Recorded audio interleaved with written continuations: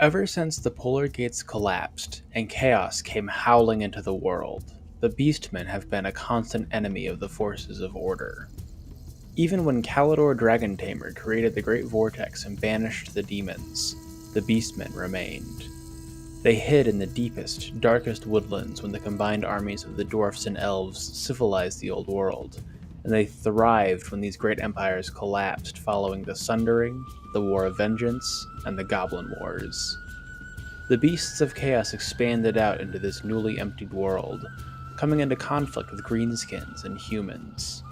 They relished these battles, and the world came to fear the foul creatures of the forest once more. While the Beastmen's power has subsided once more with the coming of Sigmar and the founding of the Empire, only a fool would consider them a minor threat.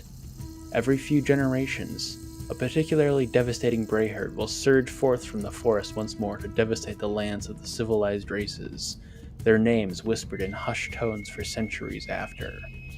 Among the dwarfs of Karak Hirn, the Dawi still grumble of the atrocities inflicted upon them by the wargore Scar Blackhorn and his infamous Ravagers. Long ago, Scar Blackhorn and his Brayherd lived within the spider-haunted forests of the Black Deeps. They mostly warred against the forest goblins and men of the region, but this would change one fateful morning. While standing on a rocky outcrop on the lookout for prey, Blackhorn was lucky enough to spot a massive dwarf caravan descending from Karak Hirn. The Dawi were transporting over 100 wagons of beer, which proved to be an irresistible lure for the Beastmen. They attacked the dwarfs, butchering the caravan guards and drinking vast quantities of fine dwarfish ale. Scar drank a barrel the size of a herdstone by himself, draining it dry before his followers were allowed to touch a single drop. Consuming this much alcohol pushed the Beastmen to new heights of apocalyptic fury.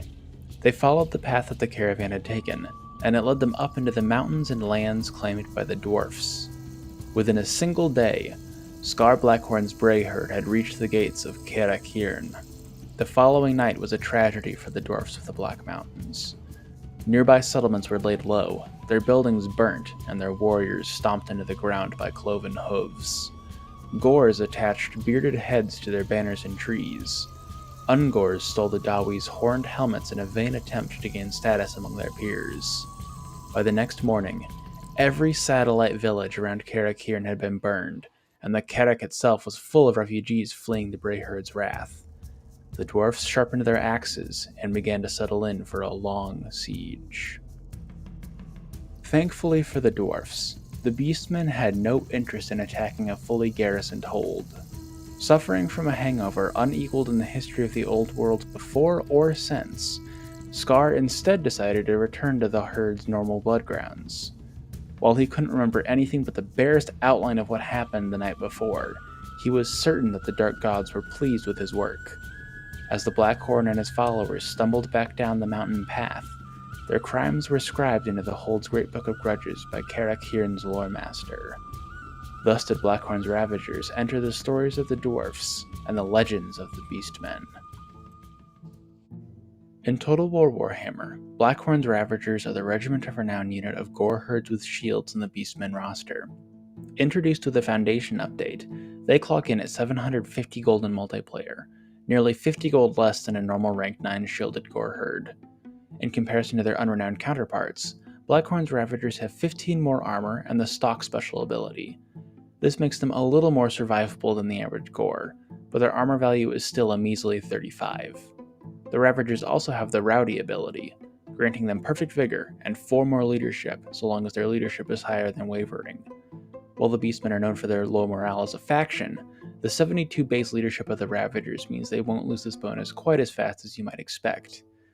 The alcohol theming is a nice touch, as it calls back nicely to the ale-infused devastation they have wrought upon the dwarfs of Karak Hirn. All in all, between their vanguard deployment, stock, and decent speed, Blackhorn's Ravagers can function as a decent, sneaky tech piece against ranged units.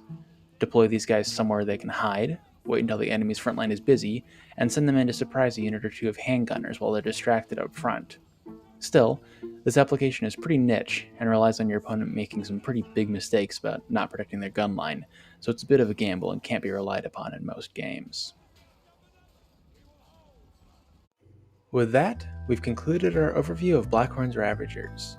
They don't have a big role in the game or in the lore, but not everything can be a winner.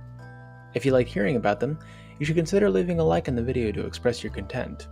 Even better, you could subscribe to the channel and keep seeing stuff like this. Finally, if there's something you want to hear about going forward, leave a suggestion in the comments down below.